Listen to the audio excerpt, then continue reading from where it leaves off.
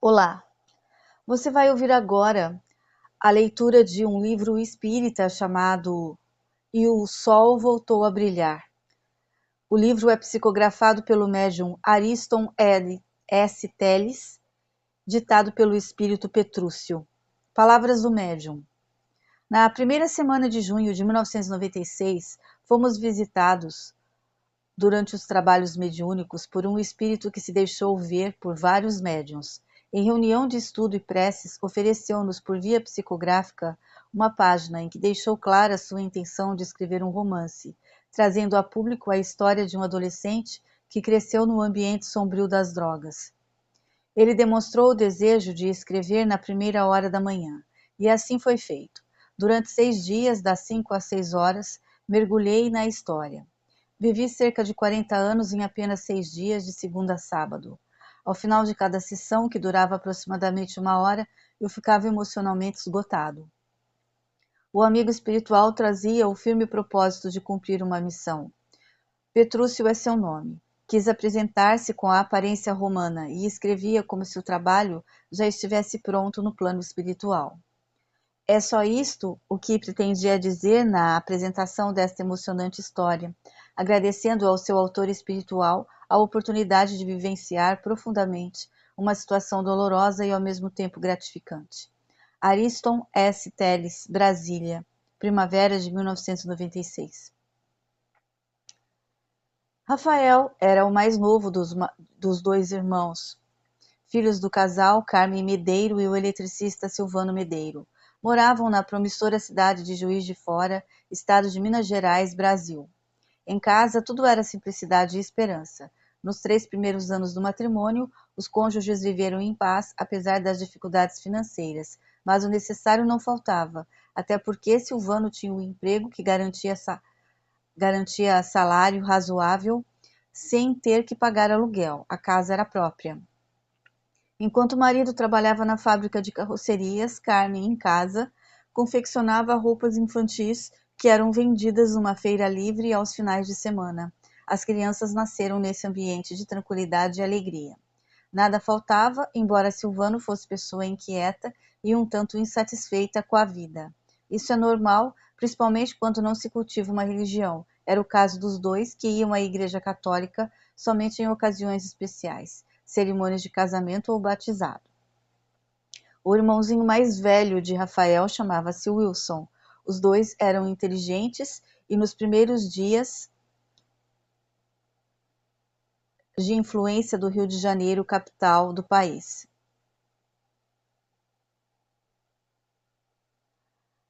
O índice de drogas e crimes era muito baixo.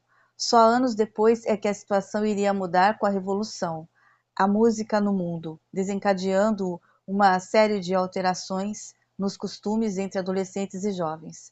Quando os meninos do casal Medeiro entravam na adolescência, uma onda de liberdade varria os meios sociais do Brasil, causando problemas e conflitos no seio das famílias. Era uma nova geração, bombardeando tabus e preconceitos, chegando às aias da libertinagem e da desordem. O mundo teve que se adaptar aos novos conceitos que a mocidade impunha. A essa altura, a pequena família de Silvano não andava bem. Ele passara a frequentar bares, contraindo o vício do álcool. Aos finais de semana, os filhos não toleravam o comportamento do pai e saíam em busca de liberdade e alguma distração. Enquanto isso, Carmen permanecia em casa fazendo as vontades do homem, que já não era o mesmo. Os amigos haviam insistido para que ele não faltasse ao encontro na noite seguinte. Aquilo, no fundo, já representava um compromisso. Precisava rever os companheiros e até mesmo para falar da reação que havia sentido durante a noite. O dia transcorreu normal, apenas uma ansiedade em relação ao encontro de logo mais à noite. Na escola, 2 colegas que pertenciam ao grupo de Elvis foram procurar Rafael para dizer que estariam à sua espera no mesmo local à noite. Às 20 horas, o ambiente estava composto no espaço de Elvis. Eram 6 rapazes. O mais velho era o chefe. Olá, Rafael, tudo bem? Cumprimentou cordialmente Elvis e, aproximando-se com mais intimidade, disse: Olha, o cigarrinho custa dinheiro. Se você puder colaborar, fique à vontade, mas não precisa se preocupar. Importante mesmo é a nossa amizade. Na realidade, Elvis mantinha ali um ponto de venda de maconha e eventualmente outras drogas que eram trazidas por pessoa mais experiente, sempre que necessário. Rafael tinha poucos recursos, não trabalhava, era sua mãe quem lhe dava um dinheirinho para os gastos normais de um adolescente que desfrutava de tudo em casa. O tempo passava. Um mês depois da primeira tragada, Rafael estava dependente. Já não conseguia passar 2 dias sem a Joaninha. Seu irmão começou a trabalhar numa loja de calçados depois de fazer um curso profissionalizante. Estavam mais afastados um do outro. Havia pouca conversa entre os dois. A mudança de comportamento de Rafael era atribuída à faixa etária. Pessoas nessa idade sempre dão trabalho. Conseguiu ocultar o vício por mais de um ano. Era discreto, e quando os pais lhe interrogavam as atitudes da inesperada rebeldia, ele sempre argumentava com uma boa desculpa. Em dezembro, passou nas provas e mudou de ano letivo sem que isso desse aos corações paternos certo reconforto. O clima doméstico piorava paulatinamente.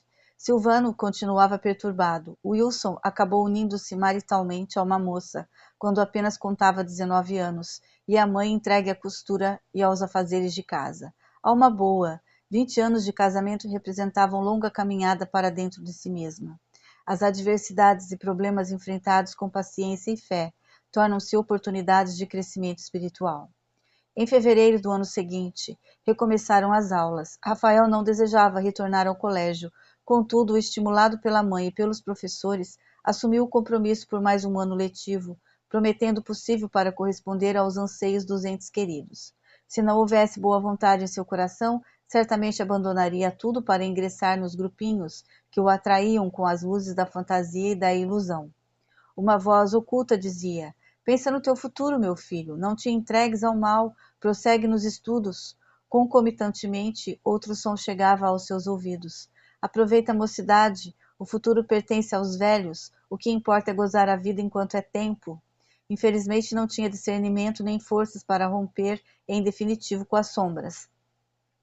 Rafael, apesar do temperamento que se tornava sempre mais difícil, era muito estimado pelos professores e colegas. Guardava na alma qualidades indiscutíveis.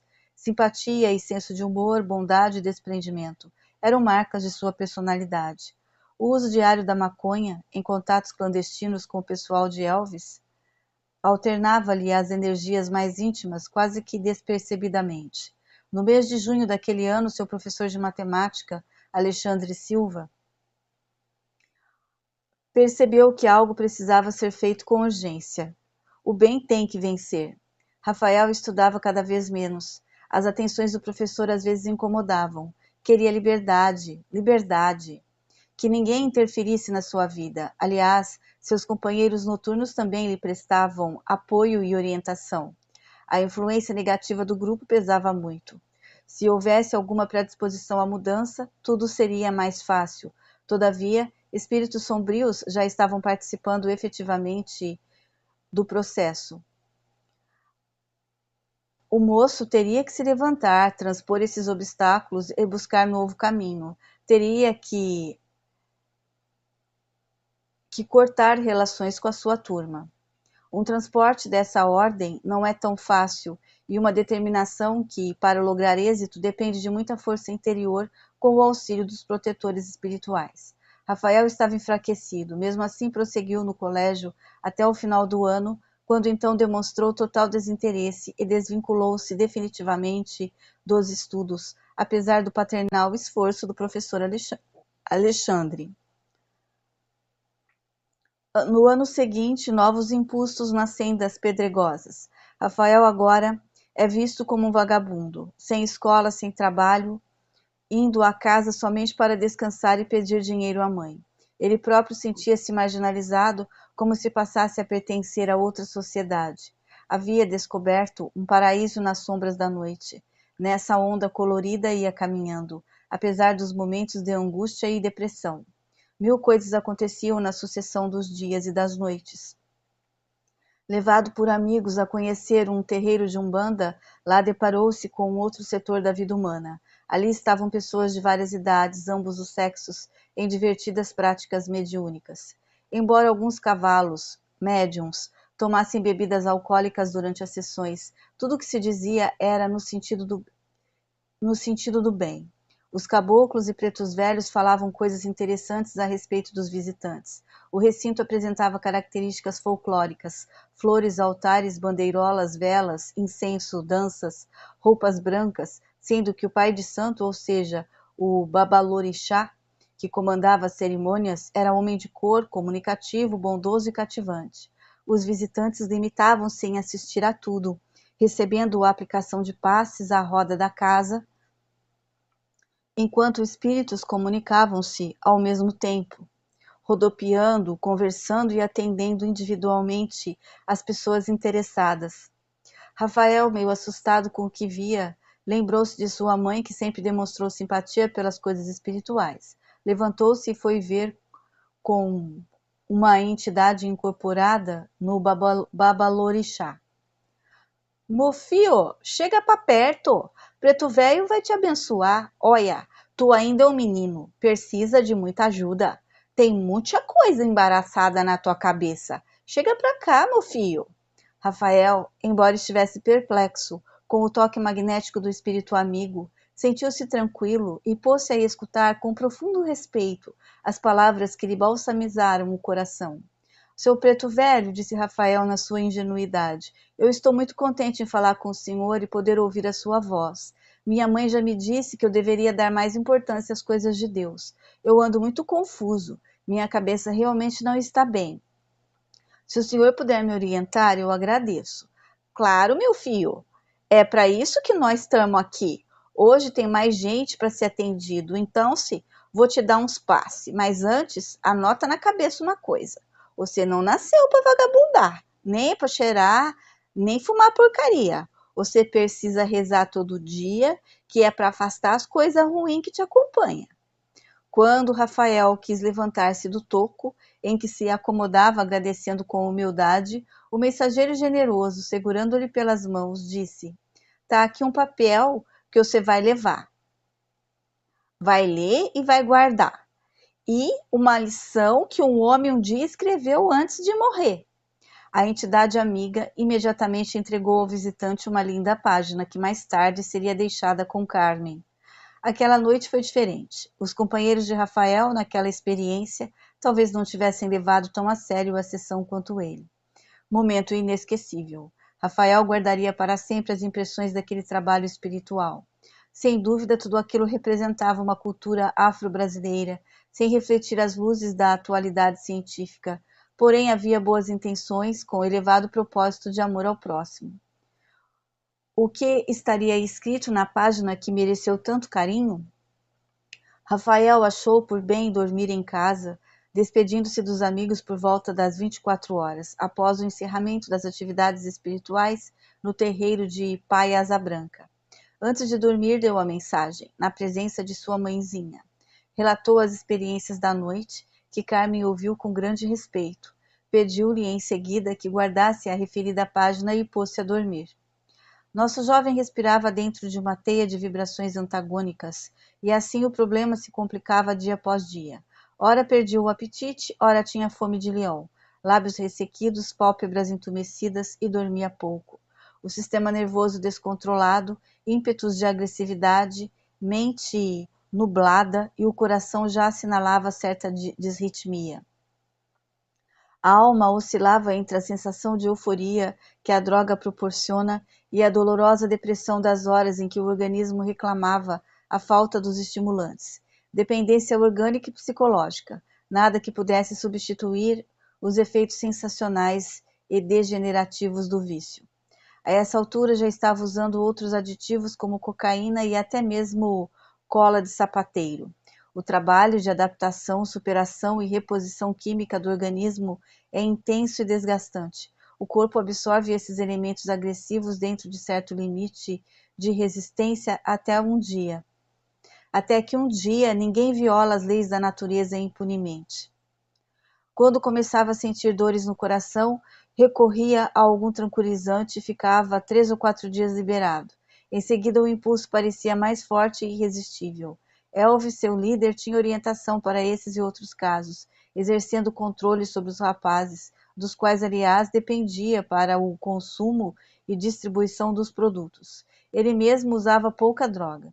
Precisava estar lúcido para não perder o domínio da situação, afinal era chefe de um grupo que não podia ser dispersado. No ateliê ou noutros pontos, começaram a surgir diferentes manifestações de comportamento. Numa certa ocasião, na chácara de outro amigo, apareceram dois rapazes viciados que moravam juntos. Eram casados. Rafael já havia se deparado com homossexuais por várias vezes, contudo, ainda não tinha visto situação tão exótica, um casal de homens. O mal quase sempre atrai e desencadeia outros males. A promiscuidade nasce de algum desequilíbrio, aparentemente sem importância, assim como o incêndio de uma floresta pode ter origem numa pequenina chama. Na noite em que dormiram todos na mesma casa, sendo um dos quartos ocupado pelo casal, Rafael passou muito mal. Sua alma entrou num vazio insuportável e a consciência ardia que nem fogo.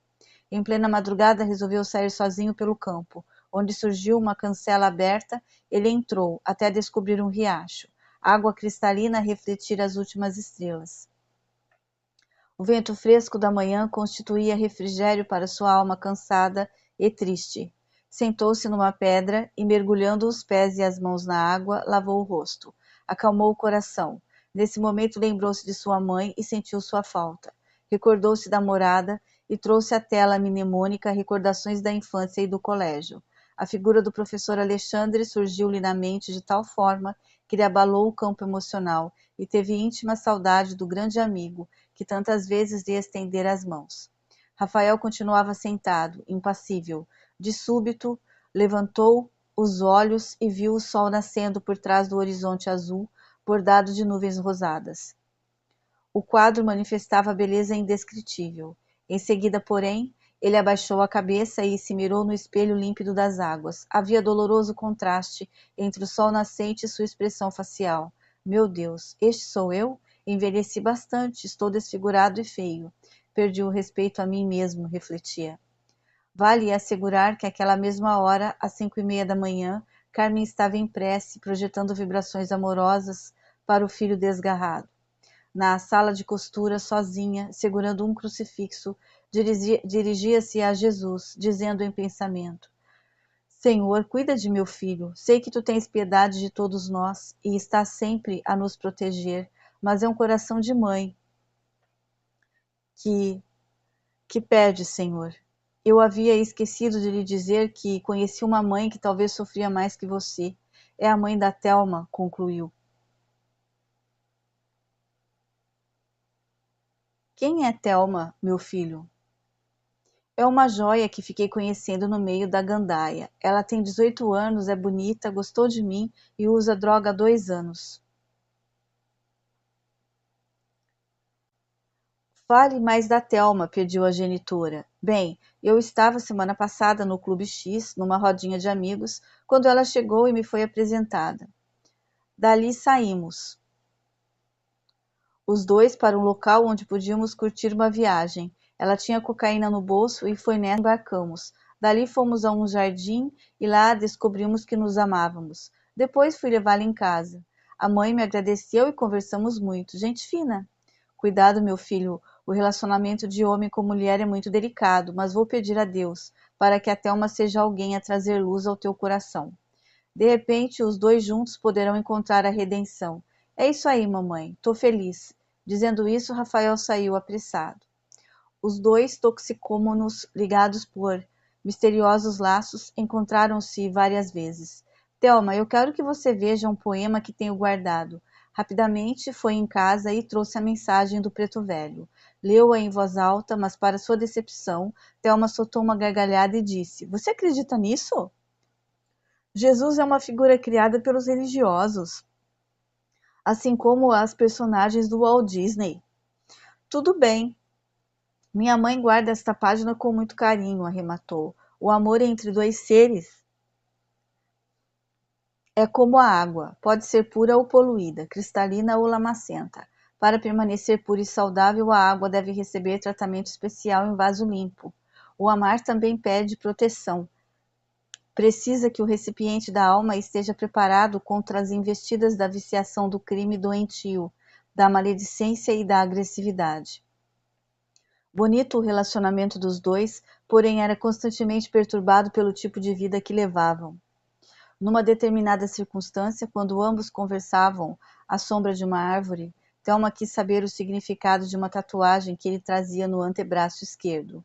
Eu já te disse, é um pássaro que simboliza liberdade. Tenho o pressentimento de que sou uma ave que ainda vai voar e encontrar o seu ninho bem longe daqui, esclareceu. Liberdade, eis a questão. Todos anseiam ser livres, mas são poucos os que sabem se movimentar no espaço do livre-arbítrio sem invadir o terreno alheio e sem violar as leis divinas. Aí vem a reação da lei na forma de sofrimento e deficiências. Rafaelzinho, disse a namorada, tenho que ir. Minha mãe anda muito nervosa e preocupada. Aliás, ela está vindo em nossa direção. Dona Yolanda chegou e disse: Thelma, vim à tua procura porque teu tio Amâncio está de férias e se acha em nossa casa, conforme sabes. Ele pretende viajar de volta amanhã ou depois e deseja tua companhia. Enquanto as duas seguiam andando pelo jardim, a bondosa genitora continuava o assunto. Acho que seria bom passares uma temporada longe daqui. Talvez lá, com a proteção de teus tios, possa ser submetida a algum tratamento clínico. O que pensas? Eu gosto muito do tio Amâncio e da tia Anita. Contudo, não queria ficar distante do Rafaelzinho. É por pouco tempo, filha. Não faz bem ficarmos muito tempo num só lugar. A mudança de ambiente e clima traz novo ânimo e novas experiências. Vou pensar, concluiu Thelma sem ocultar uma certa preocupação. Dia seguinte, Thelma deixava uma carta na residência de Rafael, embarcando imediatamente. Posteriormente, Rafael ficou sabendo que sua querida namorada havia partido para uma terra longínqua, sem dizer quando afinal retornaria. Mais tarde foi informado de que a família da moça resolvera mudar de Juiz de Fora. O rompimento foi abrupto e inesperado. O amor sempre finca raízes na alma e uma planta que não deve ser violentada. Por isso, Rafael sofreu bastante a falta de sua confidente, seu amor. A vida prossegue, meses, anos, altos e baixos. O rapaz continua na mesma, não obstante receber tanta ajuda. Com o passar do tempo, a mente desgastava-se e a saúde, como um todo, se esviolava lentamente, sem que o paciente revelasse legítima vontade de recuperação. Aliás, a dificuldade maior de libertação nesses casos reside exatamente no enfraquecimento da vontade. Entretanto, a luz da esperança nunca se deve apagar. Deus é Pai que determina a evolução de todos os seus filhos. A desgraça de qualquer criatura se reflete no universo, assim como a felicidade de alguém repercute positivamente no infinito.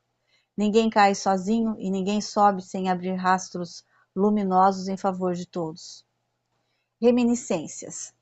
Rafael, a cada dia, mergulhava um pouco mais. Em casa, sua mãe representava uma luz alimentada pela fé. O filho problema tornou-se objeto de suas orações diárias. Conversando com o esposo ou alguém de fora sobre o assunto, ela dizia: Rafaelzinho não é má pessoa, apenas adoeceu. É uma doença que torna a criatura incapaz de reagir favoravelmente. Sozinho, sei que ele se torna ainda mais debilitado. Debaixo de acusação e censura, busca compensação de outra forma. Meu filho precisa de muita compreensão e preces. Em contato com uma vizinha, ela comentou: Silvano virou as costas ao filho, afirmando ser incapaz de ajudar. Eu, porém, continuo achando que Rafaelzinho vai se libertar um dia. Não sei quando, mas ele não está nem estará desamparado.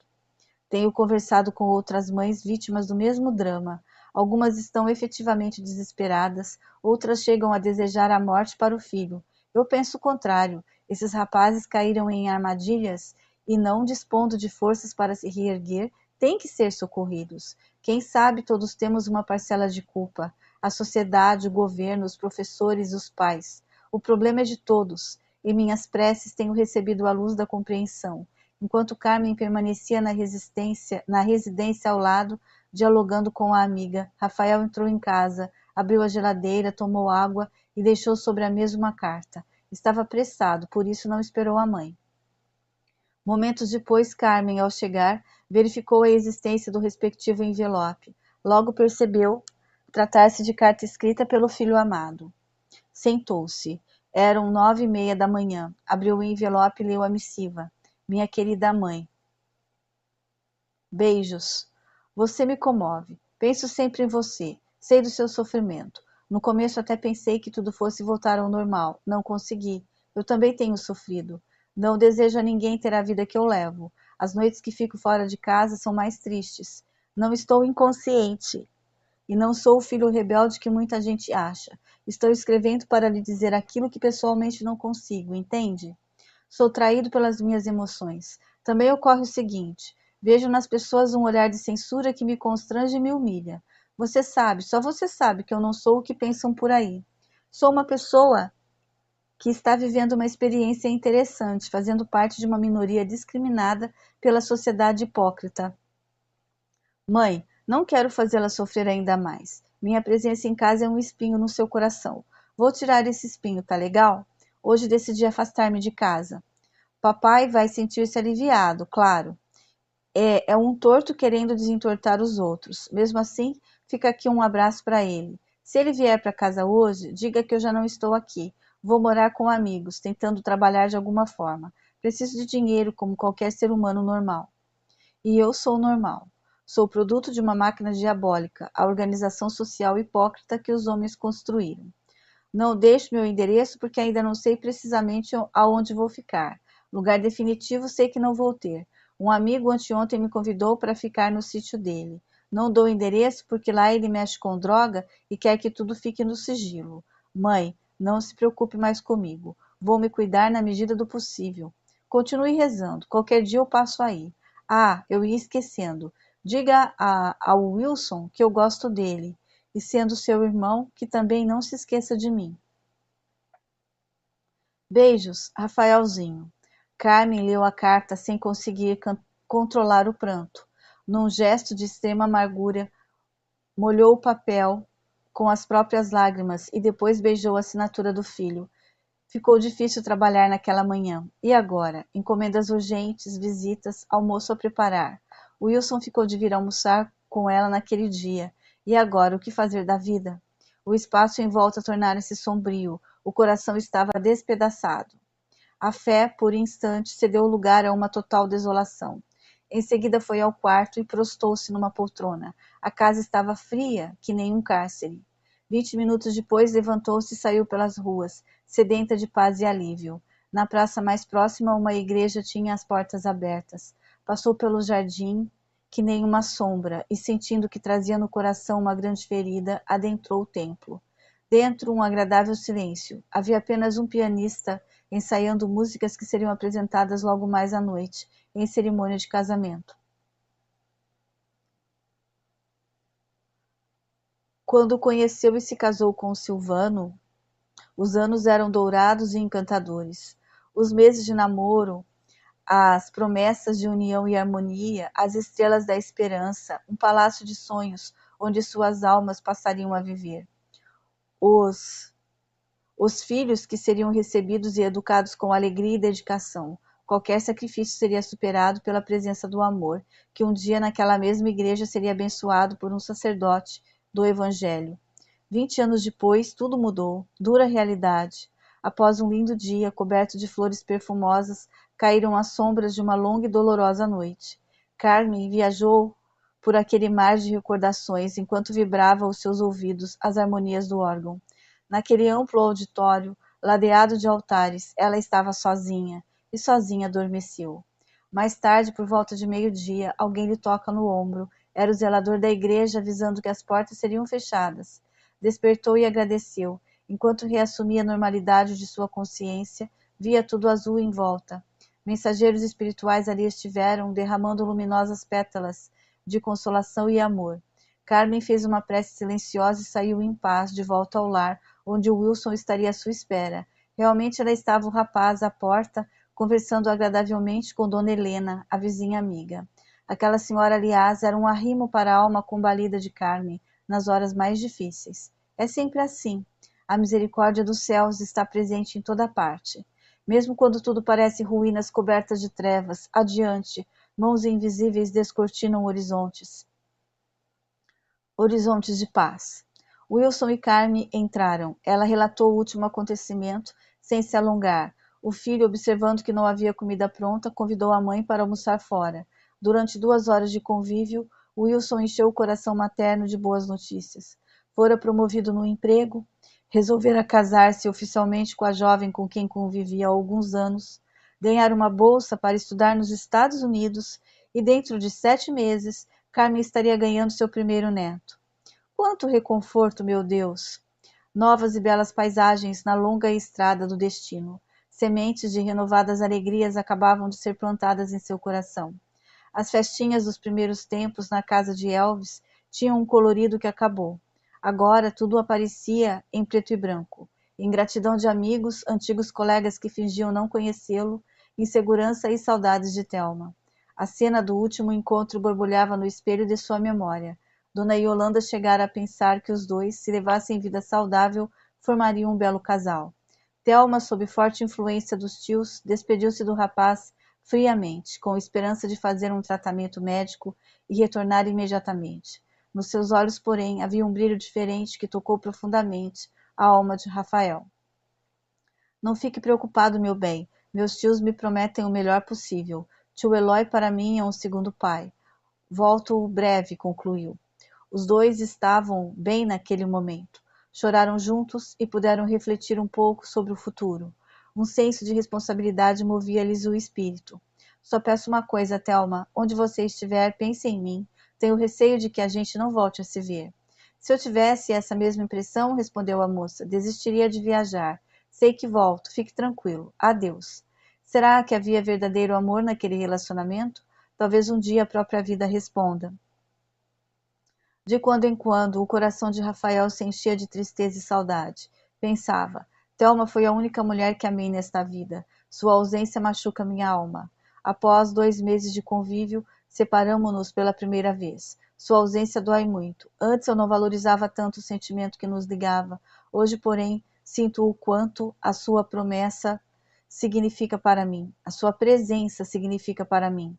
Quando se perde algo é que se reconhece o real valor.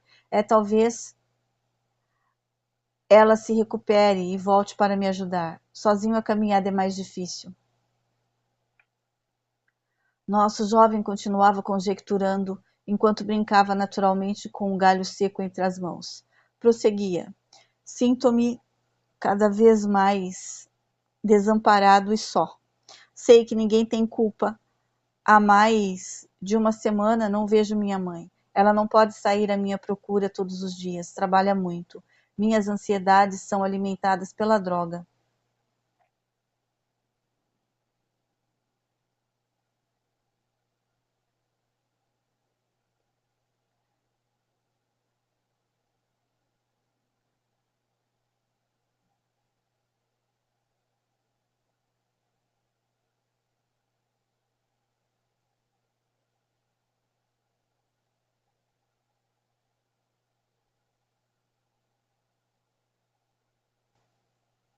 À medida que o tempo passa, percebo maiores dificuldades. É como se eu estivesse andando num deserto cheio de dunas e pedregulhos, cercado apenas por miragens. Os amigos me divertem, mas não me oferecem segurança. Uma vez minha mãe disse que eu seria amparado pelo Cristo. Sinceramente, não acredito. Se isso fosse verdade, ele já teria feito alguma coisa por mim. Jesus certamente se esqueceu de mim.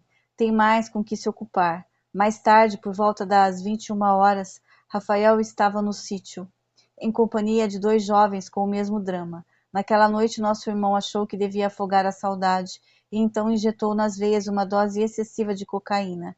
Imediatamente entrou em convulsão.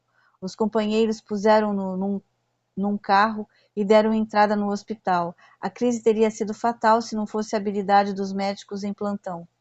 15 dias internado. Alívio para ele e para a família. Carmen continuava esperançosa. Depois que o filho foi submetido a processos de desintoxicação, mostrava-se renovado e sereno, embora estivesse sob constante efeito de tranquilizantes. Nas visitas, Carmen aproveitava para ler mensagens espíritas ao lado de Rafaelzinho. Ela, embora não estivesse ligada a nenhuma instituição, aprendera a gostar da literatura kardeciana. Filho, falei hoje com seu pai e achamos que você, logo que receba alta, deve ir para nossa casa. Que pensa? Rafael, debilitado pelo sofrimento, aqueceu ao apelo discreto da mãe. Semanas agradáveis e tranquilas. Enquanto Carmen costurava, o filho, de mãos no bolso ou tomando café, ia ouvindo comentários da mãe, que à medida que passava o tempo, revelava-se mais serena e mais compreensiva. As fugas prematuras denotavam as longas noites insones, preocupada com o paradeiro de Rafaelzinho. Resignara-se finalmente, graças ao conhecimento assimilado na doutrina que os céus puseram em suas mãos. O rapaz ficou 38 dias em casa. O café e o cigarro acalmavam-lhe os impulsos. À noite, o sono era sempre agitado. Mamãe, essa noite sonhei com um cara muito simpático, disse certa feita, me chamando para uma festa. Filho, embora você não leve a sério muita coisa que eu digo, devo esclarecer que esse cara certamente é alguém que vive do outro lado, um espírito malfeitor, tentando persuadi-lo a retornar ao ambiente degradado das infelizes criaturas que se afastaram de Deus. Tome cuidado. No 39º dia de permanência em casa, desentendeu-se com o pai e saiu sem dizer quando voltava. Na primeira esquina deparou-se com um velho companheiro de devaneios e aventuras. Dali seguiram para a cidade vizinha de Três Rios, onde um traficante do Rio de Janeiro mantinha um ponto de vendas. Mais uma armadilha. Rafael foi novamente tragado pelas sombras. Um ponto de luz. Longo período de rotina no submundo de prazeres doentios. Em meio a tanta perturbação e promiscuidade, fica até difícil sonhar. Se não houvesse alguma proteção a nível espiritual, tudo seria resumido à lama. Rafael oscilava entre o labirinto pernicioso e os intervalos de refazimento e repouso ao lado dos pais. Em casa já havia um estado de aceitação. Nada ou quase nada podia ser feito. Muitas tentativas com terapias diversas tinham sido encetadas sem maiores resultados. A conclusão era simples. O rapaz estava doente, o tratamento exigia participação decisiva dele mesmo. Entretanto, não se verificava essa disposição. É preciso pensar numa orientação preventiva nas escolas, antes que problemas dessa ordem se manifestem, gerando tanto sofrimento no seio das famílias. O Cristo disse, faz por ti que o céu te ajudará, comentava Carmen, demonstrando a essa altura elevado espírito de compreensão. Rafael assemelhava-se à folha seca levada pelos ventos para qualquer lugar. O irmão, que havia conhecido nos Estados Unidos, tendo estudado na Flórida, ultimamente resolveu morar lá com mulher e filhos. Era um bom profissional, o que aliás aumentava o conflito de Rafael. As pessoas comparavam sempre de tal forma que, quando o drogado passava em algum lugar, alguém dizia, lá vai o irmão de Wilson. A família carregava verdadeiro estigma, e Silvano encontrava nesse fato motivo para se ausentar ainda mais, buscando até mesmo aventuras extraconjugais. Carmen tinha consciência de tudo, sem se perturbar. Enquanto o marido aderia às forças sombrias, ela mergulhava a mente nas claridades da oração. Confio na bondade infinita de Deus, exclamava sempre. Um dia teve duas surpresas. Pela manhã, logo cedo, o carteiro lhe trouxe correspondência de Wilson, uma linda carta acompanhada de muitas fotografias, belas e confortadoras notícias. As fotos evidenciavam tudo o que ele dizia. Sucesso no trabalho, esposa aprendia inglês, as crianças estavam felizes na escola. A providência divina é sábia. A lei da compensação age em tudo. Ninguém sofre sem justo merecimento, mas a misericórdia dos céus é infinita. É tudo feito proporcionalmente. Ninguém reclame nem exija o que talvez não mereça. Que cada um procure entender os desígnios de Deus e agradeça constantemente. Sejamos todos felizes. Seríamos todos felizes se no pretérito houvéssemos semeado somente as sementes da felicidade. Isto, porém, não aconteceu com ninguém. Pois bem, apesar da ausência de Silvano e Rafael, aquele foi um dia de conforto para seu espírito, até às 17 horas, quando chegaram à sua residência dois guardas de trânsito, informando que seu marido acabara de falecer num acidente de carro. Noite de muito sofrimento. Ela não admitia facilmente a hipótese de viver sozinha. Devia mesmo carregar a cruz da saudade até o fim? O filho com quem mantinha laços de afinidade mudou-se para outro país. Agora o companheiro que, apesar das dificuldades de relacionamento, partia deixando no seu coração mais um espinho. Andar pelo deserto das provações sozinha, isso é terrível, pensava durante o velório por toda a noite. Notando que sua fé estava sendo perturbada, procurava reassumir o comando da mente e corrigia. Bem, preciso confiar em Deus e seguir o exemplo de Jesus. Ele dizia que nos resignássemos porque estaria conosco todos os dias, até a consumação dos tempos. Nessa ocasião, orientada por amigos de determinada instituição, decidiu estudar o Evangelho segundo o Espiritismo em casa uma vez por semana, com a presença de 2 casais da vizinhança. De certa forma, sentia-se agora mais livre para viver conforme os conceitos do cristianismo. No dia seguinte, porém, a sensação de vazio era imensa. Sua saúde, que não era boa, começava a dar sinais preocupantes. Trazia um problema congênito no coração que pouco a pouco vinha à tona. Com a ausência dos filhos e o falecimento do marido, sentiu. Os irmãos do grupo fizeram-se presentes a todo momento, deixando no ambiente vibrações de serenidade e paz. O pequeno núcleo de estudo e oração, que já se reunia 2 vezes por semana, mais uma vez revelava-se fonte de renovação e luz. O círculo de amigos tornou-se mais sólido e confiável. Eram pessoas que se distinguiam pela elevação de sentimentos e nobreza de propósitos. Um ar de renovação varreu sua morada. Quem lá estivesse sentia uma vibração de paz que parecia emanar das paredes.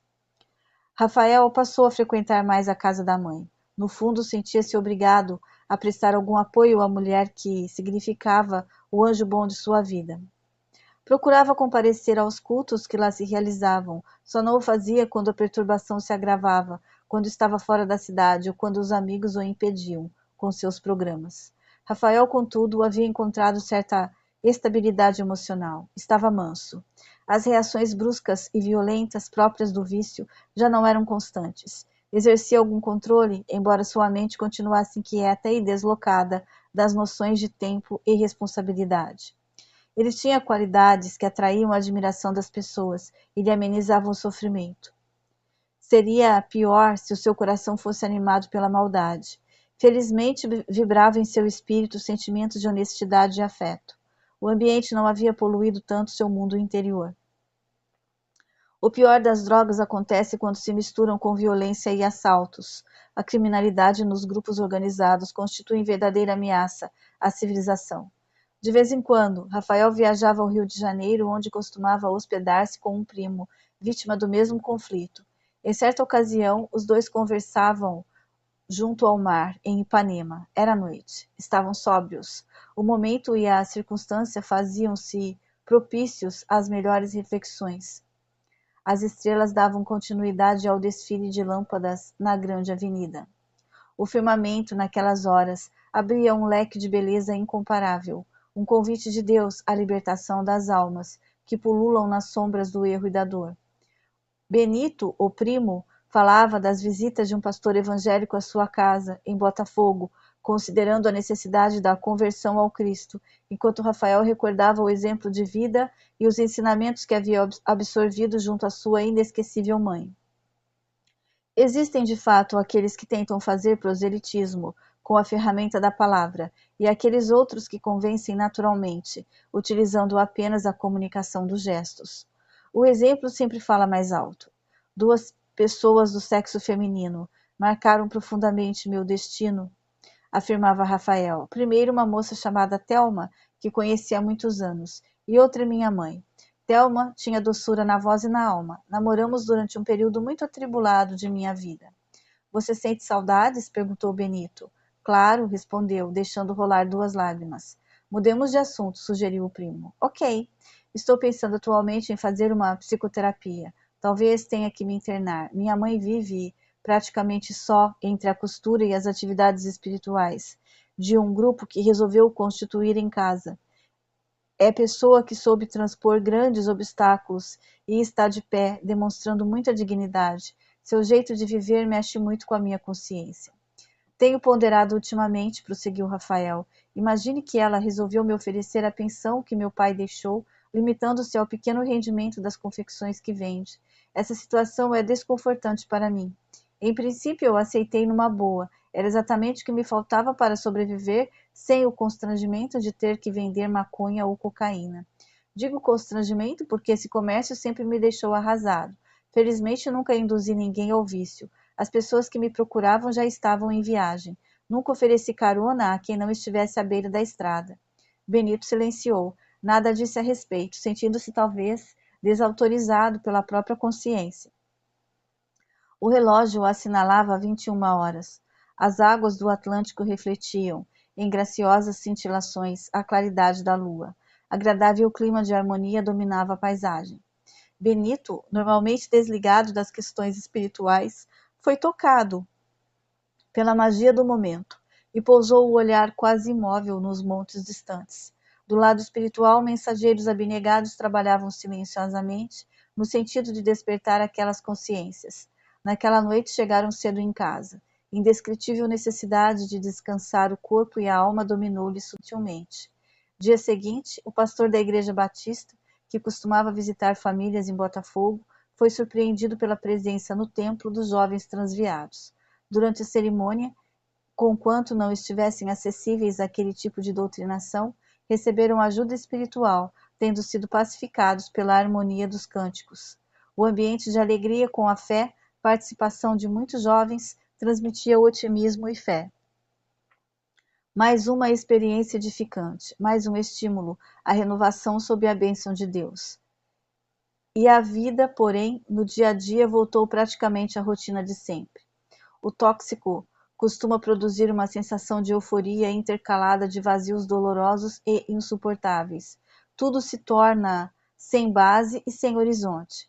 Felizmente, Rafael estava em processo de recuperação, embora continuasse dependente. Faltava-lhe força interior para assumir postura de real libertação. Mas sonhava com essa oportunidade, predispondo-se lentamente ao auxílio dos verdadeiros amigos, que não haviam se afastado totalmente. Durante a temporada de 15 dias na Cidade Maravilhosa, pôde ir 2 vezes à referida igreja. A mãe do Benito era evangélica. Quando finalmente retornou a Juiz de Fora, apresentava nova aura, levando assuntos novos para comentar no grupo de Carmen. O pastor havia injetado em sua mente lições e dúvidas. Aquela foi a mais proveitosa viagem ao Rio.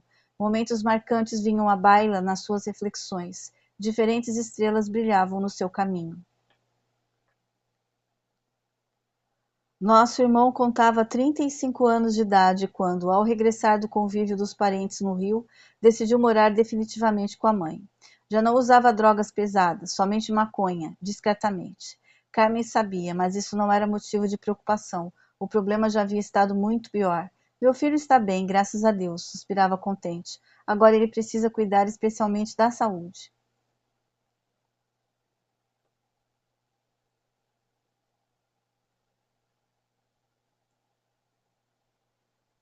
De fato, Rafael não andava bem. As sequelas incomodavam bastante: taquicardia, insônia, tontura e uma úlcera que havia sido detectada pelos médicos. Para a alegria geral, Rafael agora era homem, passando a colaborar com a mãe na produção e venda da confecção. Jamais houve tanta tranquilidade naquela casa. Carmen estava feliz. As velhas amizades do filho desapareceram, as ameaças também. Companheiros novos surgiram aqui e ali, trazendo novas oportunidades e diferentes assuntos. A vida sempre oferece impulsos de renovação. 3 meses depois do seu retorno ao lar, ocorreu desagradável surpresa. Oh, meu Deus! Por volta das 22 horas, chegaram 2 policiais, cumprimentaram Carmen, que ainda estava acordada, e invadiram a casa procurando Rafael Medeiro. Traziam intimação da justiça. Vasculharam a casa até que a suspeita fosse confirmada. Ao lado da cama onde Rafael se encontrava deitado, havia um armário guardando pacotinhos da erva. As explicações de Carmen não alteraram a ação dos agentes. Rafael foi imediatamente algemado, conduzido à delegacia e levado para a prisão. O processo vinha da capital carioca, de modo que a situação se tornava bastante complicada. Se tudo dependesse das autoridades locais, a questão seria resolvida facilmente, tendo em vista os contatos de amizade que Carmen pôde fazer, abrindo caminhos, porém, se a ordem procedia do Rio, a coisa ganhava outra proporção. Dia seguinte ficou esclarecido que Rafael andou se envolvendo com traficantes daquela cidade e acabou sendo denunciado por um deles, quando soube que o companheiro de Juiz de Fora resolvera abdicar do uso e comércio dos produtos. Tratava-se pois de uma vingança. Rafael passou a ser visto como ovelha negra, traidor. Naqueles dias, o primo Benito, sob mesma acusação, estava foragido. A organização trabalha na sombra, fazendo todas as manobras para garantir o poder sobre todos os elementos vinculados. Depois de 6 dias de providências, junto aos amigos da família, Carmen conseguiu, graças a um advogado, que o filho cumprisse pena em Juiz de Fora mesmo, sob a alegação de ser réu primário.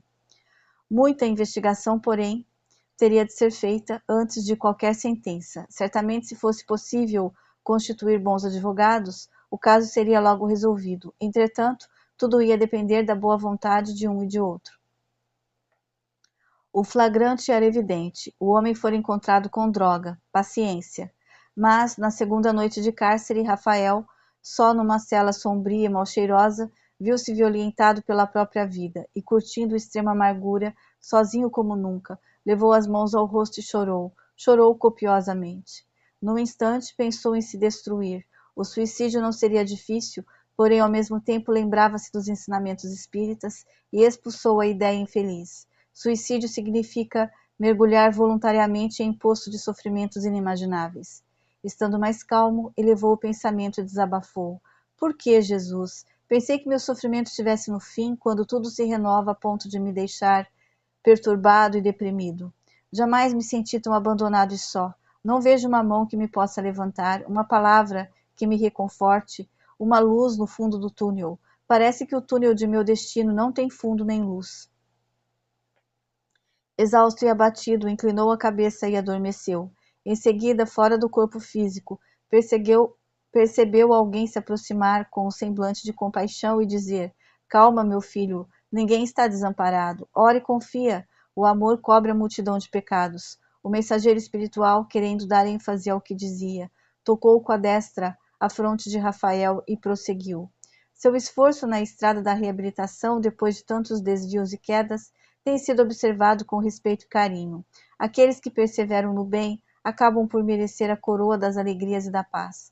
Filho, resigna-te, aproveitando o imprevisto desta hora para exercitar a humildade e a fé. A vontade divina funciona infalivelmente, acima de todos os códigos e estatutos humanos. Em todo o percurso da existência, o Cristo é luz que orienta e reconforta. O cenário recendia indizível beleza. Por instantes, o querido presidiário desejou não retornar ao corpo. Melhor seria permanecer definitivamente nesse lado luminoso e puro da vida. Mais tarde, contudo, Rafael despertou com o eco daquela voz paternal na acústica de sua alma. Levantou bem disposto e saiu para cumprimentar fraternalmente os outros detentos, indivíduos que também carregavam dificuldades e provações. No 15º dia, tendo sensibilizado policiais e delegados, recebeu o alvará de soltura. Mais de um momento de lágrimas, quando teve que se despedir dos companheiros. No fundo, gostaria que aquela liberdade fosse para todos. Carmen e mais um casal de amigos já estavam à sua espera na portaria da prisão. E dali partiram rumo a uma fazenda, onde o seu grupo pretendia festejar com o almoço a liberdade de Rafael. Você é um vitorioso, parabéns! Você vai vencer sempre. Estamos felizes com o seu exemplo. Todos exclamavam, desejosos de envolver o irmão nas melhores vibrações de entusiasmo e alegria. Antes da refeição, Rafael banhou-se e mudou de roupa. Alguém fez questão de lhe oferecer uma linda camisa, o que motivou palavras de admiração e júbilo. O sol voltou a brilhar, graças a Deus. No dia imediato, todos estavam reunidos para as atividades habituais na residência de Rafael e Carmen. Aliás, Tina lá permanecia, era quem arrumava a sala. Naquela noite, enquanto os companheiros do plano físico dialogavam harmoniosamente, na esfera espiritual, ali mesmo, entidades amigas formavam outro círculo de oração e palestra. Em dado momento, nosso companheiro André, irradiando bondade e sabedoria, comentou: O problema da educação no mundo é muito sério. Os profissionais e estudiosos dessa área precisam fazer profunda e urgente revisão de conceitos e atitudes. Na faixa etária entre 14 e 21 anos, o espírito encarnado vivencia uma situação psicológica muito específica, caracterizada pelos impulsos precipitados de contestação e pela ânsia de liberdade. Entram em erupção forças latentes, exigindo controle e compreensão para que as energias sejam, dentro do possível, canalizadas e convenientemente. Observem que é exatamente nessa fase que a criatura corre os maiores riscos no campo das manifestações diversas, exteriorizando ideias e sentimentos, sem a necessária ponderação. O que ocorre com os pensamentos que saltam desgovernados também se verifica com os impulsos da sexualidade. Educação é o tema fundamental nesse momento de definição e busca, em que o espírito se vê pressionado no desencontro do velho com o novo. A sensação que o jovem carrega nesse período é a de que quem está sendo agredido por velhas e antiquadas estruturas. Geralmente os adultos, mesmo instruídos e bem formados, precisam envidar grandes esforços para mergulhar na alma verde da mocidade e compreender-lhes as aspirações e os sonhos, as fraquezas e os ímpetos, a inexperiência e a sede de renovação. Essa é uma travessia difícil da existência humana, a ponte pêncil pela qual todos passam.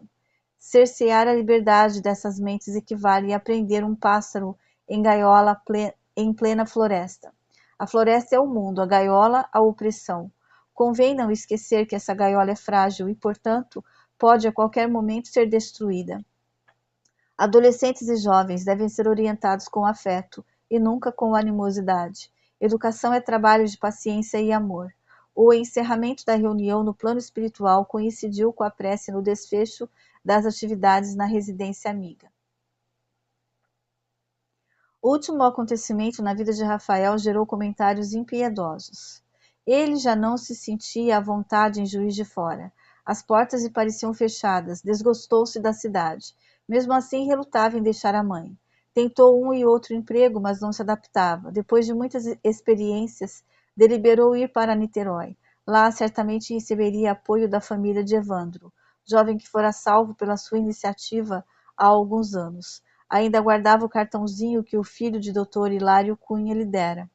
Soube que o Wilson desejava retornar ao Brasil, fixando residência lá mesmo em Juiz de Fora, e isso lhe deixava contente.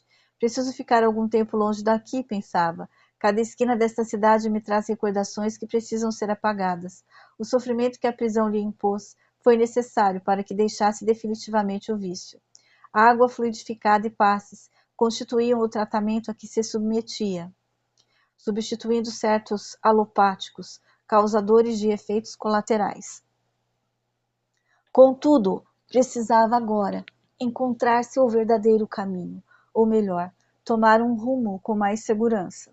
Passado algum tempo, Rafael escreveu uma carta ao Dr. Hilário, expondo suas intenções, e tendo chegado à resposta, deliberou viajar. Carmen e os demais elementos do grupo concordaram com a iniciativa. Certamente noutra cidade, noutra paisagem, noutro clima, a situação poderia melhorar. Rafael não tinha condição psicológica para continuar em sua terra natal. Perdera o ânimo de prosseguir tentando emprego, mesmo porque havia um estigma que ele não podia ocultar, por mais que demonstrasse espírito de sincera renovação. De certo modo, continuava marginalizado. Chegando à residência do Dr. Hilário Cunha, foi recebido calorosamente. Havia nos corações profundos sentimentos de gratidão para com o visitante. Façamos um retrocesso. Evandro fugiu de casa. Estava na boca do fumo, iludido por um motoqueiro quando Rafael chegou. Era garoto de apenas 16 anos, muito influenciável.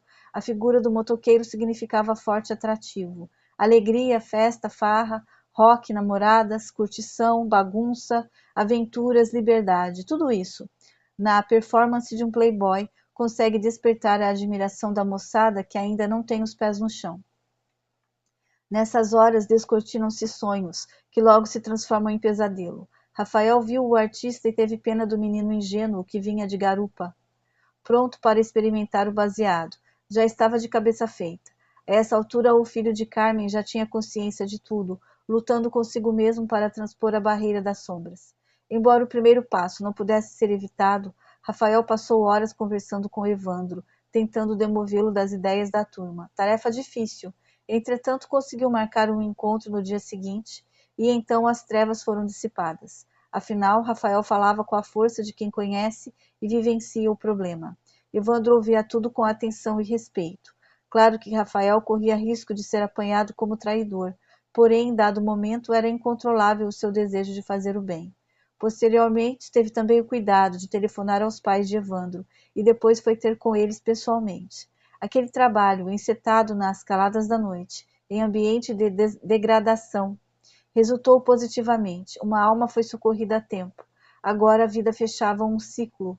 Seu reencontro com Evandro, regenerado e tranquilo, dava-se em nível superior. Felizmente o rapazinho soube trocar os prazeres fictícios e doentios de algumas horas por um estado de permanente e saudável alegria. Naquela noite Rafael foi utilizado pelo plano superior. Chegava ao ponto de sugestionar o interlocutor claramente. Seja forte. Não caia nessa armadilha. As luzes da fantasia logo se apagam. Existem outras formas de prazer que não danificam o corpo nem a mente.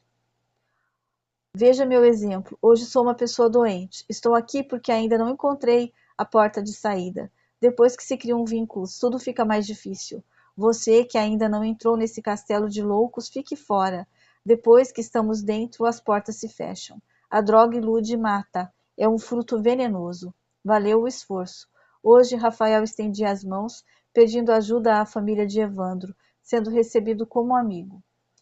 Depois do jantar, contando inclusive com a presença do rapaz que acabara de chegar da universidade, onde fazia o último ano de medicina, o dono da casa chamou Rafael à varanda do apartamento e disse: Você vai pernotar hoje aqui e amanhã deve seguir para um albergue onde será admitido na condição de funcionário. Conversei com seus diretores, amigos nossos, e concordaram com o meu pedido. Falei do seu passado, de suas experiências de vida.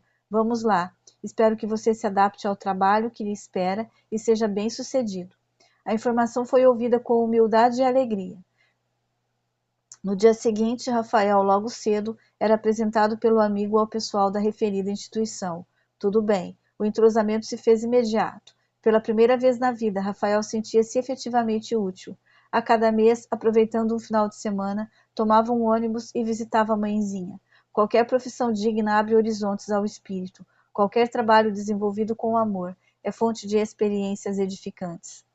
Rafael ficou nesse albergue durante 3 anos. Todas as semanas conversava com o Dr. Hilário, que ali estava em dia determinado prestando assistência gratuita.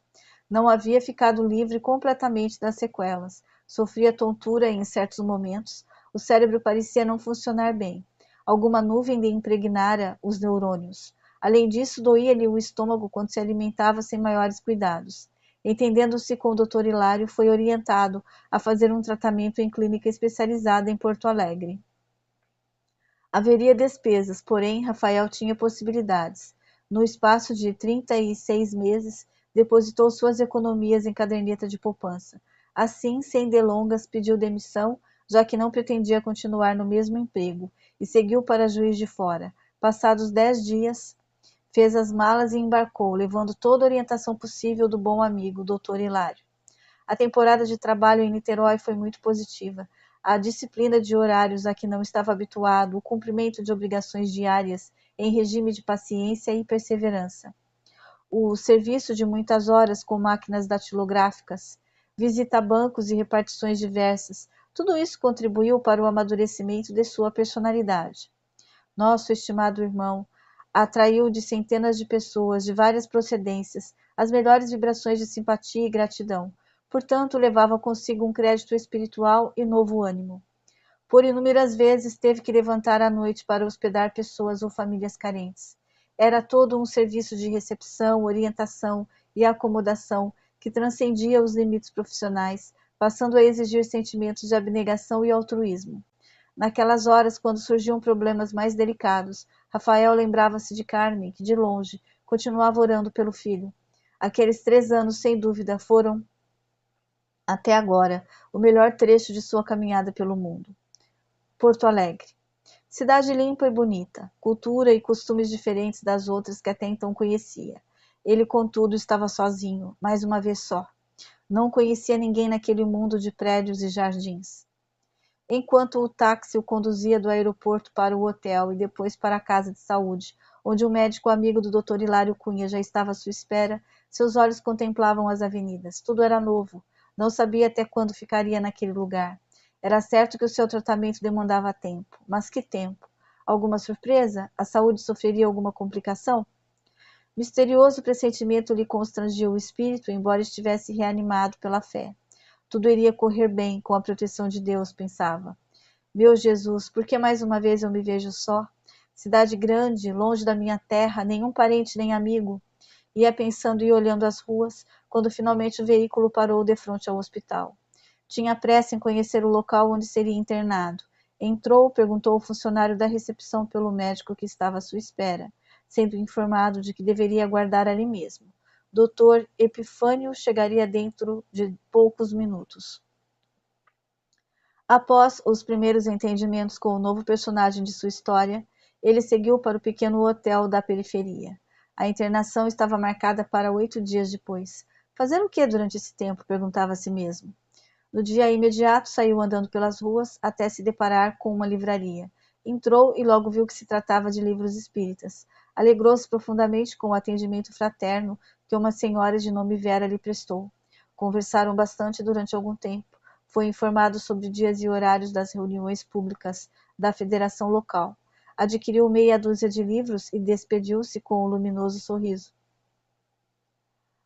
Teria finalmente o que fazer nas horas vagas. A leitura talvez seja o melhor passatempo. Relaxa e instrui. A boa leitura revigora o espírito.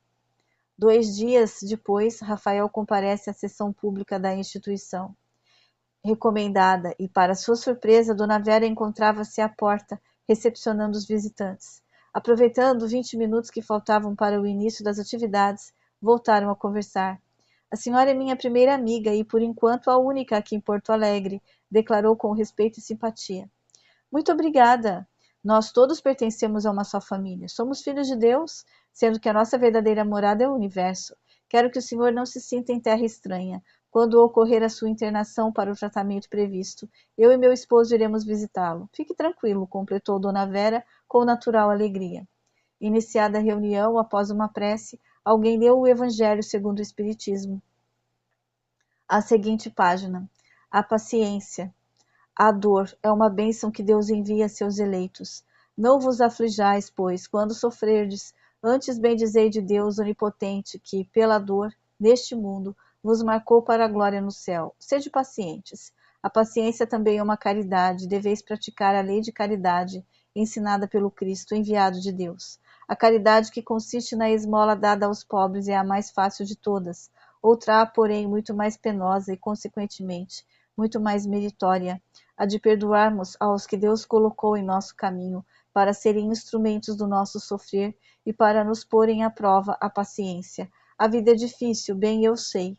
Compõe-se de 1000 nadas, que são outras tantas picadas de alfinetes, mas que acabam por ferir. Se, porém, a atentarmos nos deveres que nos são impostos, nas consolações e compensações que por outro lado recebemos, havemos de reconhecer que são as bênçãos muito mais numerosas do que as dores.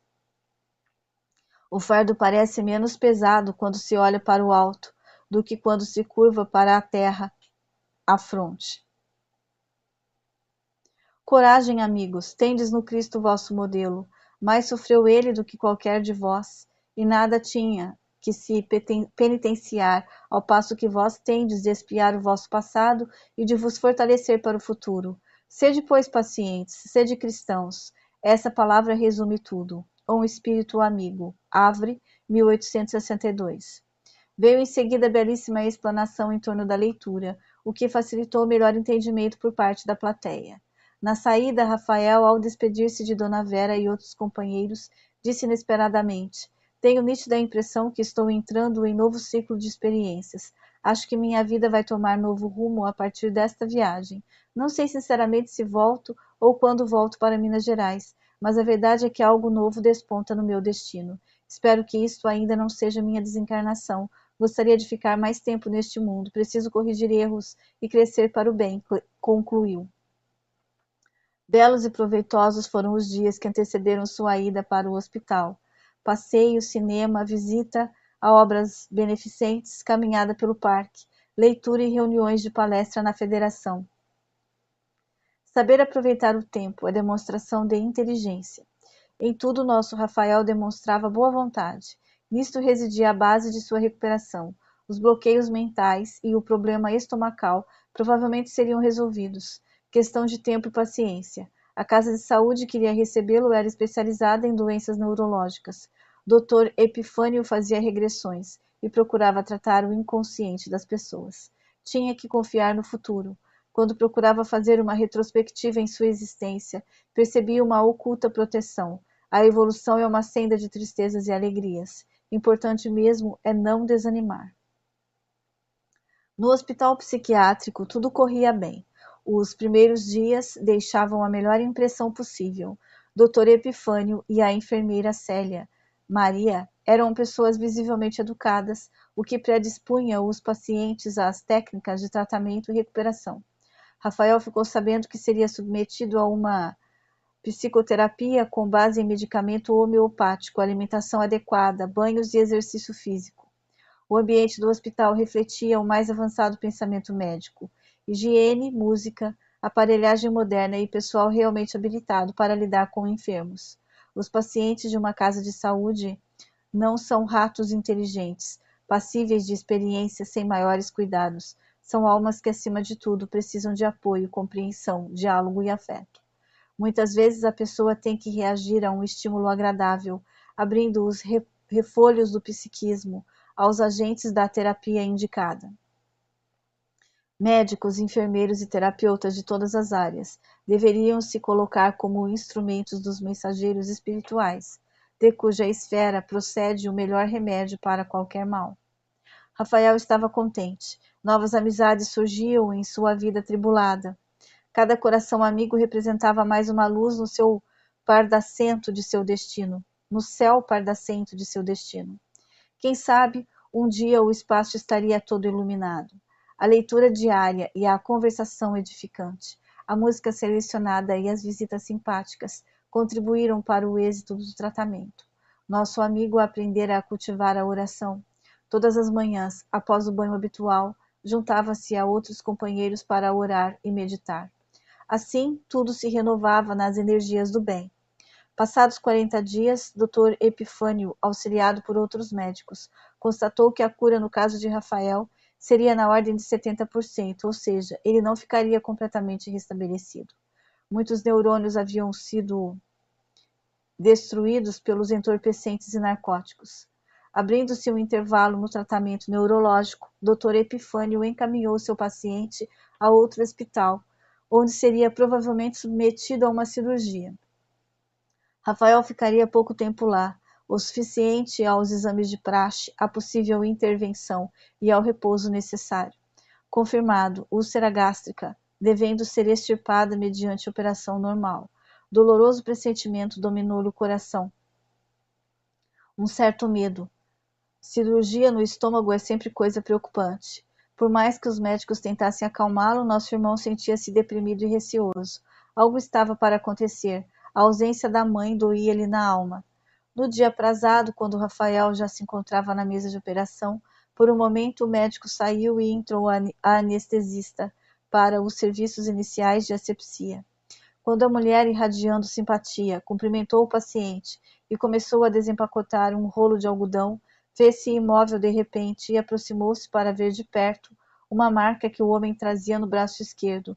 Era uma tatuagem na forma de pássaro. Ficou lívida e atônita, fechando os olhos, franziu a testa e fixou o homem. Soltando a respiração que se lhe represava no peito, perguntou: Você é Rafael Medeiro? O paciente, tentando controlar a forte emoção do momento, contemplou a moça de cima a baixo e respondeu a queima-roupa: Sim, Thelma, que surpresa! Eu sou aquele que jamais esqueceu você. Um misto de alegria e pavor invadiu-lhes o coração. Rafael não tinha como articular outras palavras. Thelma, igualmente, empalideceu e retirou-se do recinto, buscando lá fora um pouco de ar livre, onde pudesse respirar e coordenar ideias e sentimentos. O cirurgião, percebendo que algo estranho havia acontecido com o anestesista, seguiu-lhe os passos até um instante em que Thelma, emocionada e trêmula, disse o que se passava, justificando sua impossibilidade quanto ao trabalho do momento. Dr. Renato imediatamente foi ter com Rafael, ambos conversaram durante 10 minutos, e a cirurgia teve que ser adiada. Rafael, de fato, não tinha a mínima condição de sofrer aquela intervenção. O imprevisto abalou inclusive a alma do médico, que passou a semana comentando o assunto. Mais tarde, após desabafar com um colega, Thelma foi visitar Rafael, que a esperava com luminosa e tímida expressão de felicidade. Ah, o mesmo sorriso, a mesma doçura na voz, a mesma alma, talvez pronta a preencher o vazio que Rafael mantinha no coração há tanto tempo. Depois de agradável e emocionada conversa, descobriram que nada absolutamente impedia o reencontro afetivo dos dois. À noite, estando em prece, nosso Rafael exclamou com o pensamento na luz da alegria: Senhor, já não estou sozinho, reencontramo-nos, ela e eu. Mãos invisíveis se incumbiram de religar nossas almas. Vida nova, abençoa, Senhor, nossas vidas. Uma semana depois, o noivo de Thelma já estava operado e passava bem. A emoção da inesperada felicidade transformara-se em suaves energias de paz, capazes até mesmo de ajudar na cicatrização das fissuras. Mais 8 dias teve alta, retornando ao tratamento neuropsíquico com o Dr. Epifânio, onde continuaria em repouso. Curiosamente, o médico constatou que Thelma era o novo e excelente remédio que faltava ao querido paciente. O prognóstico já podia ser outro: 95% de recuperação no quadro geral. Passa o tempo. Rafael não pensava em voltar para Minas. Não havia razão, até porque o casamento já estava marcado. Corria o mês de dezembro de 1992, quando ambos andavam providenciando apartamento para morar. Uma prece com a presença de seus pais e amigos. As alegrias teriam sido maiores se Carmen pudesse estar presente. Não foi possível. Seu problema cardíaco agravara-se ultimamente. A lua de mel aconteceu no litoral paranaense. Praia, sol, vida nova sob a bênção de Deus. A passagem de Thelma pelas drogas foi curta. Felizmente recebeu socorro da família, por isso não guardava sequelas, apenas recordações desagradáveis, ou melhor, experiências que lhe ajudaram a compreender o mundo e a ser mais prudente no dia a dia. As consequências são proporcionais ao tempo de uso e ao tipo de droga. A simples experiência que os moços são levados a ter constitui perigo. Por que arriscar? Esse é verdadeiramente um risco de vida. O mau uso não precisa ser experienciado intencionalmente. O mal é sempre prejudicial. Se outros já fizeram a experiência e constataram a negatividade da coisa, são desnecessárias novas tentativas. O fogo queima, ponto passivo. Será preciso alguém meter a mão em brasas ou em chamas para acreditar que ele queima e destrói? O mesmo acontece em relação às drogas. Os jovens maduros, ou seja, mais inteligentes, não entram nessa onda. Maioria é falso critério. Tudo aquilo que facilmente atrai muita gente é destituído de legítimo valor, embora a dor também ensine e desperte. Todo adolescente precisa ter muito cuidado com o instinto da imitação. Com este vício, são infelizes. Quando estão nesse vício, são muito infelizes. Houve uma hora nos primeiros dias de relacionamento em que Rafael e Thelma resolveram comentar o passado. Um exame de consciência que serviu inclusive para tirar conclusões sobre as fraquezas e possibilidades do ser humano num mundo que exige vigilância e oração, conforme recomendou o Divino Mestre. O prazer sensório das drogas é ilusório e prejudicial. Na verdade, trata-se de um veneno capaz de destruir pessoas, famílias e povos. Aliás, esse é um dos maiores problemas da atualidade mundial. Autêntico flagelo. Vale lembrar que a perturbação proveniente do vício desencadeia outros problemas, como assaltos, sequestros, estupros, mortes e toda sorte de violência. A situação é gravíssima. Até o presente momento, milhares de pessoas morreram tragicamente, outras estão encarceradas, outras lesadas e muitas internadas em manicômios. O mal é maior do que se imagina. A salvação está no Evangelho, o maior e mais perfeito compêndio de educação que nos foi dado conhecer. Até mesmo nas religiões a droga tem atuado. Existem seitas adotando ervas alucinógenas sob o pretexto de desenvolver a sensibilidade espiritual. Mentira! Na realidade, a droga apenas aguça os sentidos, excitando o psiquismo através de reações químicas no cérebro, levando à consequência a estados alterados e provocando paralelamente depressão e dependência.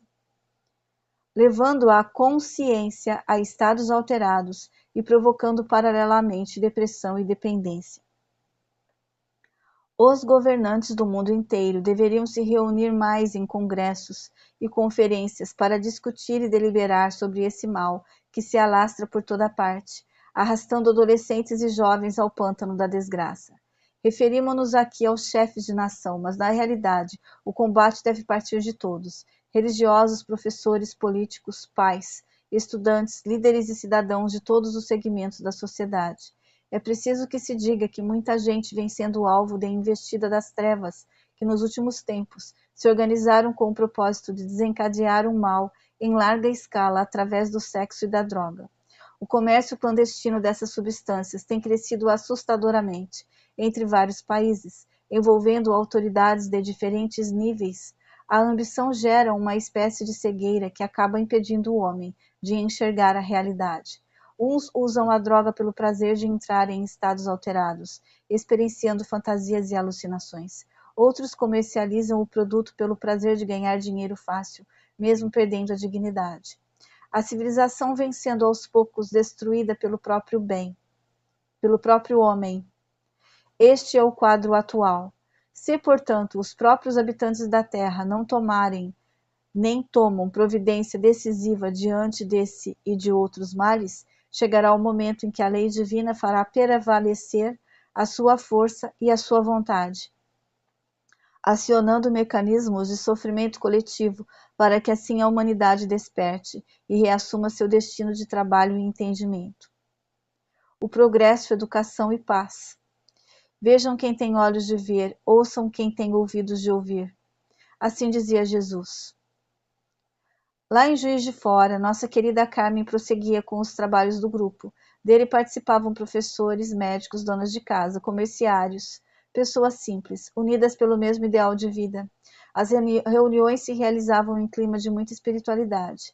Essa era a tônica principal: leitura, comentários e passes com amor e alegria.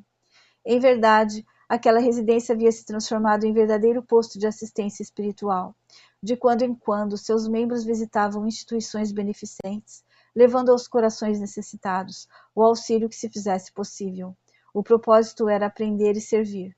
Um dia compareceu determinado casal ao culto de evangelho, desejoso de falar com Rafael. Morava noutra cidade e não sabia da ausência do nosso amigo. Haviam se conhecido num dos momentos mais difíceis da vida, numa roda de drogados, em noite de devaneios e perturbação. Embora Rafael estivesse na mesma faixa de viciação, dignou-se chamar o casal à parte e falar das suas experiências e conclusões a respeito de tudo que vinha fazendo ao longo do tempo. Falava como se não fosse dependente. Naquela altura chegou mesmo a confessar: olha, gente, eu entrei numa canoa furada. Todos que estão nessa onda perdem o controle da própria vida. Somos marionetes, joguetes das sombras, conforme diz minha mãe. Por incrível que pareça, o rapaz passou cerca de 40 minutos tentando convencer o casal a deixar as drogas, prometendo fazer o mesmo. Rafael era assim, havia tanta sinceridade em suas palavras, que conseguiu atingir a alma dos interlocutores, deixando marcas para posteriores reflexões. O casal visitante concluiu seu relato dizendo: felizmente estávamos há pouco tempo naquela situação, influenciados por amigos que certamente queriam companheiros. Doutra feita, prosseguiram, falou-nos de sua mãe e das orações que fazia em casa. Anotou nossos nomes que seriam entregues a este grupo, prometendo ajuda espiritual. Felizmente, nossa libertação foi imediata. Tudo se iluminou em nossas vidas, de modo que recentemente, passados alguns anos, decidimos procurar Rafael para agradecer. Guardávamos conosco seu endereço e foi com essa intenção que viemos aqui hoje, completaram. Essa explanação foi feita antes da reunião. Rafael não estava presente, mas a irmã Carmen e mais alguns elementos do círculo puderam ouvir o emocionante relato. Ficaram de ligar depois para o casal Rafael e Thelma. Em seguida foram convidados a participar dos estudos, que teriam início imediatamente, com a aplicação de passes a pessoas necessitadas. Belíssimo trabalho, perfeito entrosamento entre os dois planos da vida. O grupo da tia Carmen, conforme passou a ser identificado, era um ponto de luz na cidade, uma fonte de paz e refazimento para os corações necessitados e sensíveis. Casos como aquele registrado antes da reunião chegavam constantemente ao conhecimento dos amigos que Rafael deixara em Juiz de Fora. Na capital gaúcha, os dois agora se mobilizavam para visitar a querida cidade mineira, objeto de muitas e marcantes recordações. Coincidindo períodos de férias, 2 anos depois do matrimônio, arrumaram as malas e embarcaram de avião para o Rio de Janeiro. De lá, seguiriam de táxi com destino à terra natal. Assim aconteceu. As alegrias da chegada não foram mais expressivas, porque a irmã Carmen estava enferma. As dores no peito provocadas pela angina tornaram-se preocupantes. Na véspera tivera que ser hospitalizada, mas tudo estava sob controle. As médicas que cuidavam do caso eram dos melhores. Graças a Deus. 10 dias de emoção. O contato com velhos amigos, o reencontro com o professor Alexandre, as sessões no grupo de tia Carmen, tudo representava motivo de saudades e alegrias. Passado algum tempo, as passagens de volta tiveram que ser remarcadas, vez que o problema no hospital se agravou. Era justo permanecer na cidade enquanto fosse preciso. Nas sucessivas visitas que fizeram à querida mãe no hospital, tudo parecia voltar ao normal, contudo, a enfermidade avançava sorrateiramente. Voltemos a ver mamãe, vamos lá. Primeiro liguemos para o médico, talvez ele não permita. Ela entrou num estado de muita complicação de ontem para hoje. Tendo feito a ligação telefônica, os dois foram ter com a estimada Carmen, que apesar do sofrimento, mantinha-se serena e confiante. A visita tem que ser rápida, avisou o médico. Ela não pode fazer nenhum esforço. Ok. Olá, mamãe, tudo bem? Cumprimentou Rafael. Graças a Deus, respondeu a paciente, que, aliás, naquela manhã estava gozando de visível melhora. Passados alguns minutos, quando o casal ensaiava retirar-se, Carmen segurou nas mãos do filho e disse: Escuta, numa das gavetas de minha cômoda no quarto deixei um livro, presente para vocês. Dentro desse livro, uma mensagem que há muito tempo você me pediu que guardasse. Estou devolvendo. Falando assim, em tom muito baixo, a enferma desatou leve sorriso e fechou os olhos. Estava cansada. Retornaram para casa debaixo de dolorosa expectativa. 1 hora depois, Rafael corre ao telefone. Chamada do hospital, conversa breve, monossílabos. Sua mãe acabava de deixar o corpo físico, seguindo naturalmente para uma vida melhor, bem melhor. Dia seguinte, após o funeral, que transcorreu em atmosfera de harmonia e prece, foi decidido pelos filhos e noras que o núcleo de trabalhos espirituais fundado por tia Carmen deveria prosseguir normalmente. A casa passaria a pertencer legalmente ao grupo.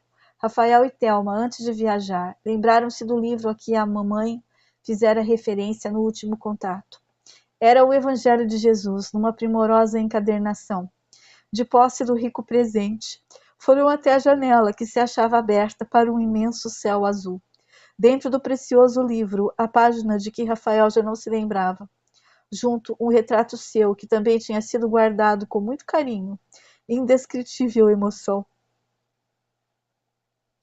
Enquanto Thelma beijava a foto amarelada pelo tempo, o esposo querido, com voz quase embargada, passou a ler o poema que dizia: Uma noite eu tive um sonho. Sonhei que estava andando numa praia com o Senhor. No firmamento passavam cenas de minha vida. Em cada momento de minha história, percebi que eram deixados 2 pares de pegada na areia. Um era o meu e o outro do mestre. Que bom, ele andava ao meu lado. Quando a última cena passou, olhei para trás e vi as pegadas na areia. Notei, porém, que muitas vezes no caminho da minha vida havia apenas a marca de 2 pés.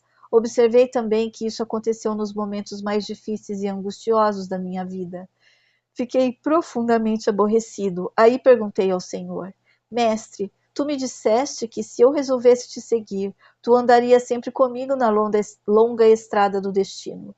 Contudo, notei que durante as maiores atribulações que sofri, havia apenas um par de pegadas na areia. Não compreendo porque nas horas em que eu mais necessitava de ti, tu me deixaste sozinho.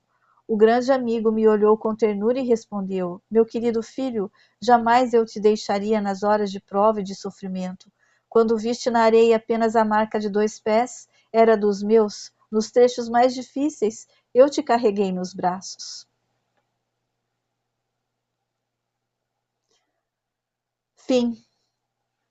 Espero que tenham gostado e que, se gostaram, por favor, assinem o canal, deem o seu comentário, deem um like e, se possível, compartilhem este pequeno livreto para pessoas, principalmente para jovens, porque realmente a droga é um grande mal, é uma ilusão que boa parte da juventude acaba caindo.